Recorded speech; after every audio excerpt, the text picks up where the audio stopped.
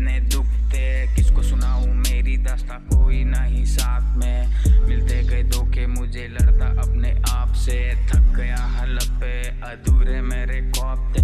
कोई नहीं यहाँ, बस तन्हाई मेरे साथ थी।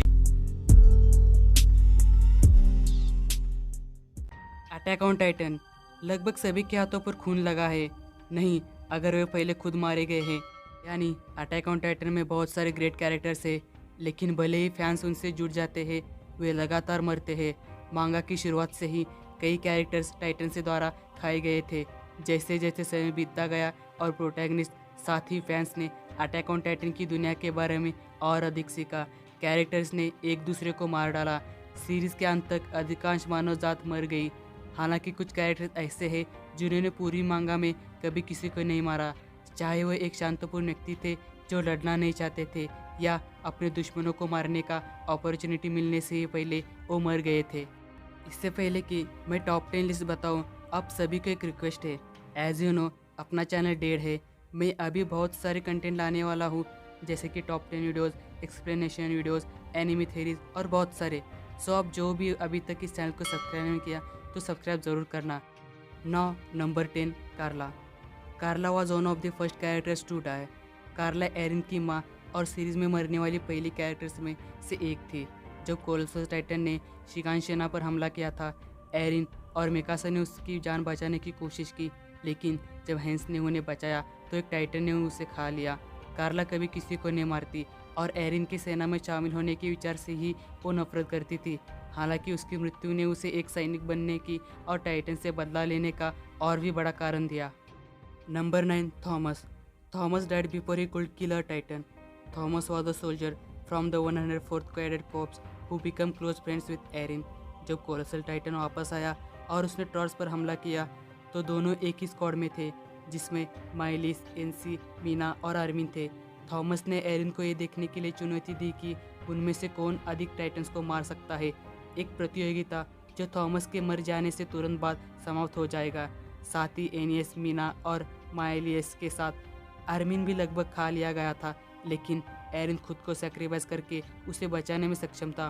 कुछ ही समय बाद उसे पता चला कि वह एक टाइटन शिफ्टर है। Number 8, Marco. Marco was killed by the warriors. कहानी का वो हिस्सा जिसे देखकर बहुत से लोग होंगे जो वॉरियर्स को कभी माफ़ नहीं कर पाएंगे। Marco was another soldier from the 104th cadet corps who never killed anyone. उसके दोस्त उसे एक ग्रेट लीडर के रूप में देखते थे और मार्को मिलिट्री पुलिस में शामिल हो सकता था अगर वो ट्रॉट्स पर हमले से बच गया होता। पर उसने रेनर और बेथलोट के इस बारे में बात करते हुए सुना कि वो आर्मर टाइटन और कोलोस टाइटन में कैसे थे। जब उन्हें पता चला कि मार्को सुन रहा है, तो उन दोनों ने एनी के साथ मिलकर उस एक टाइटन को खिलाया। मार्को ने उनसे उसे जाने देने की भीख मांगी ताकि वो बात कर सके। एक शांतिपूर्ण समाधान खोजना चाहता है ताकि किसी को मरना ना पड़े। मार्को वही बात कर रहा था जो आज इस असली दुनिया में बहुत से लोग कर रहे हैं। मुमकिन तो ईओटी में भी नहीं हुआ और हम रियलिटी में भी यही देख रहे हैं अभी तक तो। हाँ, मैं रशिया और यूक्रेन की बात कर रहा हूँ। Number 7, Nick. Nick was a ministry who knew many secrets about paradise. हालांकि उनकी धार्मिक विश्वासों ने उन्हें ऐसे रहस्य रखने के लिए प्रेरित किया जिन्हें कुछ लोगों के मौत के लिए जिम्मेदार माना जा सकता है। मंत्री निक ने वास्तव में कभी किसी को नहीं मारा। जब सोरेकॉप्स को पता चला कि वह जानता है कि पैराडाइज की दीवारों के अंदर टाइटन्स है, तो उन्होंने उससे और अधिक जानकारी प्राप्त करने की कोशिश की, जिससे वो और हांजी दोस्त बन गए। उन्होंने उन्हें यह पता लगाने में मदद की कि हिस्टोरिया रॉड की बेटी थी। हालांकि ज़्यादा खुलासा करने पर मिलिट्री पुलिस ने उसे मार डाला। Number 6, Marlo. Marlo was killed by the Beast Titan in Shiganshina. जब मार्लो को पहली बार इंट्रोड्यूस किया गया था, तो वो मिलिट्री पुलिस में एक नया सैनिक था जिसे इससे बहुत उम्मीद थी। हालांकि एक बार जब वो समझ गया कि वो उस ब्रांच में अपना प्रभाव नहीं बना सकता, तो वो सोरेकॉप्स में शामिल हो गया। जब वे शिगानशिना गए और वॉरियर्स के खिलाफ लड़े, तो बीस्ट टाइटन ने उन्हें फंसा लिया। मार्लो और अधिकांश सैनिकों ने अपना जीवन का बलिदान दिया ताकि वो उसे विचलित कर सके, ताकि लेवाई उसे मार सके। अनफॉर्चुनेटली लेवा बीस्ट टाइटन को मारने में सक्षम नहीं हुआ। That's one episode is still one of the highest rating episode in IMDb ratings. Number 5, Colt. Colt never killed anyone despite being chosen as an inheritor of the Beast Titan. Colt was the oldest warrior candidate who hadn't inherited one of the 9 titans. When he was the first introduced, he was accepted to replace Zeke as the Beast Titan, जिसका अर्थ है कि Marley को शायद बहुत विश्वास था कि वह अपने कई दुश्मनों को हराने में सक्षम होंगे। हालांकि कोल्ट को वास्तव में कभी किसी को मारते नहीं देखा गया था और मौका मिलने से पहले ही उसकी मृत्यु हो गई थी। Number 4, Niccolo. Niccolo was a cook who fell in love with Sasha. Niccolo एक मार्लियन था जो पैराडाइज गया और तब तक बंधक बना रहा जब तक कि उसने एल्डेंस और एंटी मार्लियन वॉलंटियर्स के लिए खाना बनाना शुरू नहीं किया।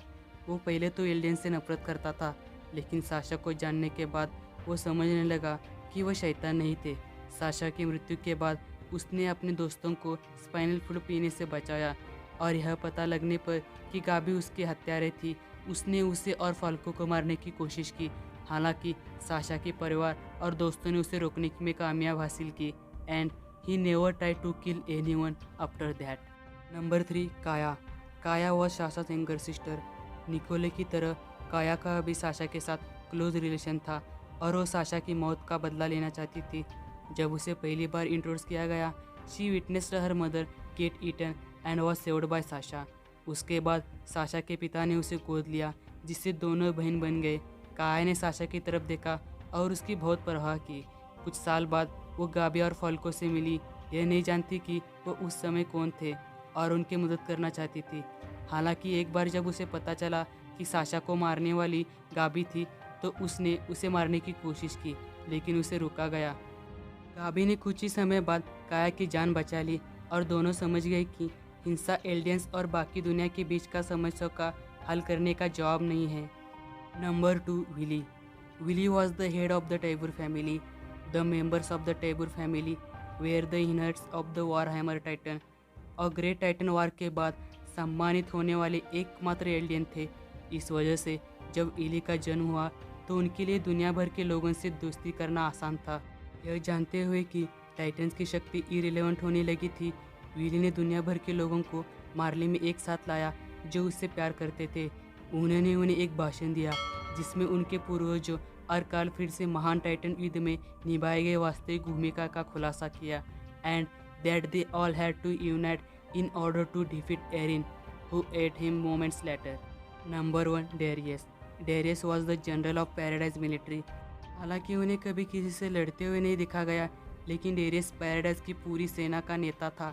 पैराडाइज में टाइटन से लड़ने या लोगों की रक्षा करने का बजाय उन्हें बहुत सारे कठिन निर्णय लेने पड़े जो सेना के काम का प्रभावित करते थे और शाही परिवार के साथ मिलकर काम करते थे। वो कितना शक्तिशाली था, इसलिए जब एरिन ने पैराडाइज की सेना को उखाड़ फेंका तो एजरिस्ट द्वारा उसकी हत्या करा दी गई। कुछ सजेशन है तो नीचे कमेंट्स करके ज़रूर बताना और मैं पूरी कोशिश करूँगा और अच्छा करने का। तो चैनल को सब्सक्राइब करना और अब तक अपने एनिमे गिल्ड को इंस्टाग्राम पर फॉलो नहीं किया तो ज़रूर करना, जहाँ पर मैं एनिमे रिलेटेड कोट्स और पोस्ट करता हूँ, तो ज़रूर वहाँ पर ज्वाइन होना। लिंक नीचे डिस्क्रिप्शन में होगा। तो मिलते हैं अगले वीडियो में, तब तक stay home and stay safe. हंसते हुए चेहरे के पीछे जाने कितने दुख थे, किसको सुनाऊं